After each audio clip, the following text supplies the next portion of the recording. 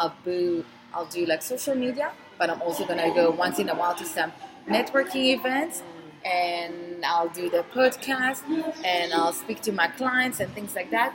So eventually, I will find like what's right for me, and that's the important part. Like, how do you find a balance to what's gonna suit your business, what's gonna suit you as a person, but still pushing yourself to do things that you're not feeling comfortable with.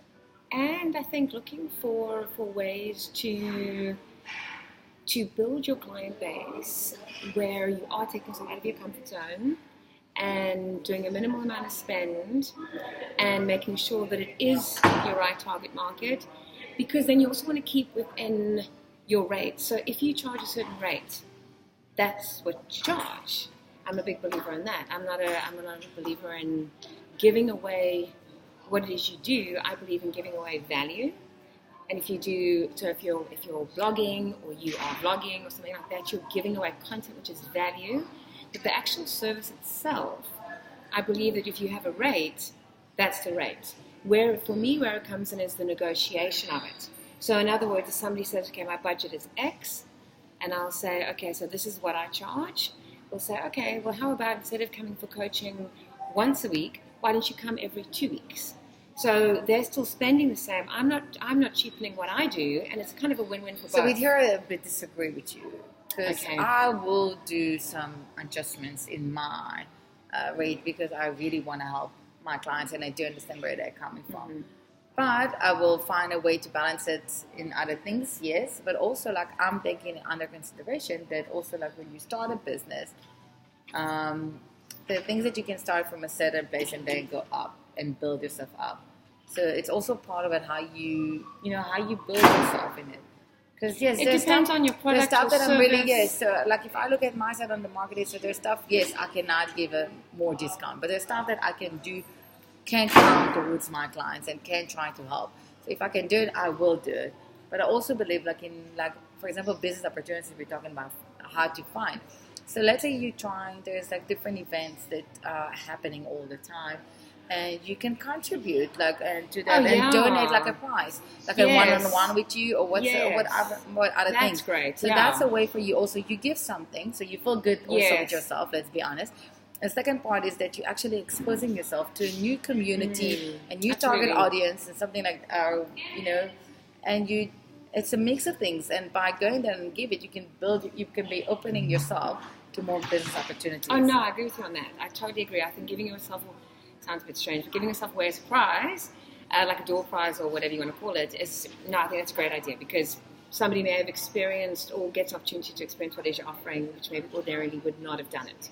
True. Yeah. So there's and I think also with what both of us do, it's very much about the connection. You've got to have You've got to have the connection. It's if the person's not connecting to you or not connecting to me, they're not going to want to do coaching or workshops around marketing or personal development if they're not vibing with us. So like, no, I don't like that. So that's where that great opportunity lies. When you I fully agree. And that's part of it. And that's like when there's a difference between if you sell a product and it's a product that's gonna fit to everyone. So then you've got a wider target audience to reach out to. So you've got different platforms to use. But in certain type of businesses, like let's say when we do a consulting, you actually get it from us as a person, and you need to feel like the connection, like you said. So I will find business opportunities not only on social media, because on social media you're not necessarily gonna get me, and I think that's why we thought about doing the podcast, because that's a way for you guys to look at us and see, feel the connection, vibe, energy, whatever you get out of it. But on the same time, I will go to some networking events. I will find different activities to do outside of social media, because I cannot only rely on the social media. No one can rely only on social media, and that's one of the things I always remind to my clients as well, and when I do the coaching, is that social media is only one part of marketing. It's not only like the main marketing tools that you're going to use. There's so many things to do. And when you do go to networking events, just don't be that person that goes up to every single person and just hands out business cards and just tries to sell and sell. There is nothing worse. There's always that person. Yeah. That you haven't even introduced each other. You don't even know their name. They don't know your name. You know not necessarily know if like their business might to your business, if there's Yes. actually something to collaborate about or speak about. Yeah, and there they are shoving business cards and just trying to just sell whatever it is they're offering, and that for me is the worst. Like, you've got to have that. I fully agree. You've got to have the relationship first. So I think networking is important, because we would never have met if it hadn't been through networking. And I think through everything I've ever done, all the contacts I've made have been through networking. So if you don't network, the chances, and very often it's not the people at the network who become your clients, it's the people that they know.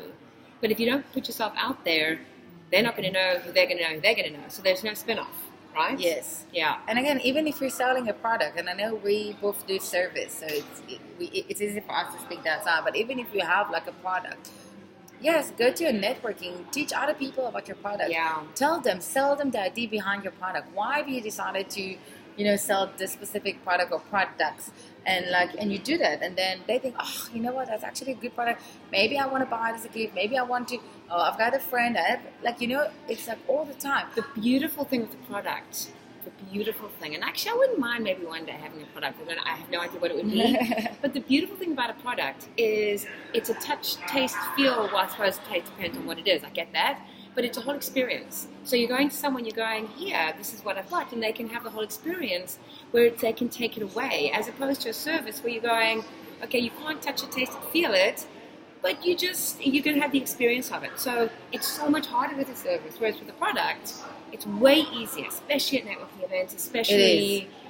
It is. Product is always... Of it. Product is not necessarily easy on social media.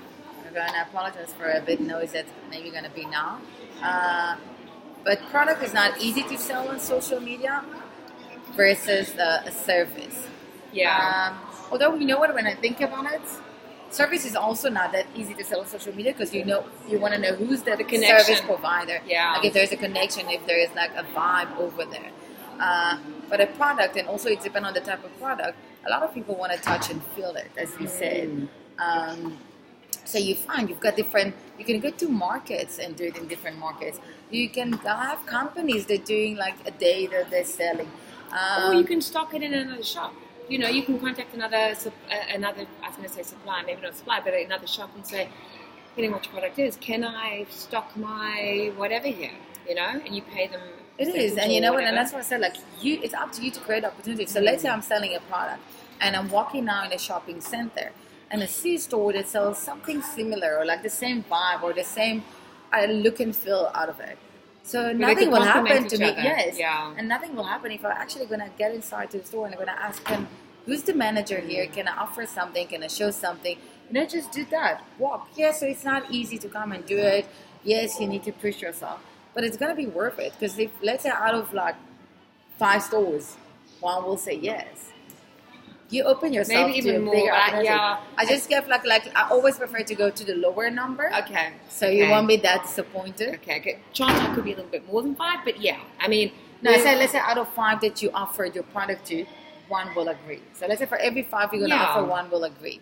I think again, when it comes to any of these things, I don't think we realize how much more, I'm just being realistic, just how much more challenging it is than what it really is. Like, I think we think, well, I'll go speak to a few people and it'll kind of happen. And sometimes it does, but that doesn't mean it's not going to work. It just means you've just got to keep finding that right outlet in the case of having products we're talking about, right? Yes. And the other thing that I was also thinking about is, are you speaking to 3 people a day? So whether it's previous clients, whether it's people in your network, whether it's people you wanted to follow up on, but are you speaking to like 3 people a day, touching base? I'm not saying punting, because that's just hectic, but just kind of touching base, like going for a coffee. Because I think when you're building on the relationship, you become top of mind, vice versa. And then when the need arises, the person will turn around and go, hey, marketing, great. Because you've kept the build-up, you've kept the relationship. But if it goes dormant, they're not going to suddenly wake up and go, oh, marketing. Do you know what I mean? Yeah, it's like, but if you look at it also from marketing side, like even all big companies, the reason why they pay for those billboards, that's a lot of money that necessarily brings something into the business, but they do it in order to stay in top of mind, for you to always remember them. But they can afford themselves to put it out there. So need to find different way how to stay out there. And one of the ways also, like, let's say you've got a client base already. Sell them an email campaign.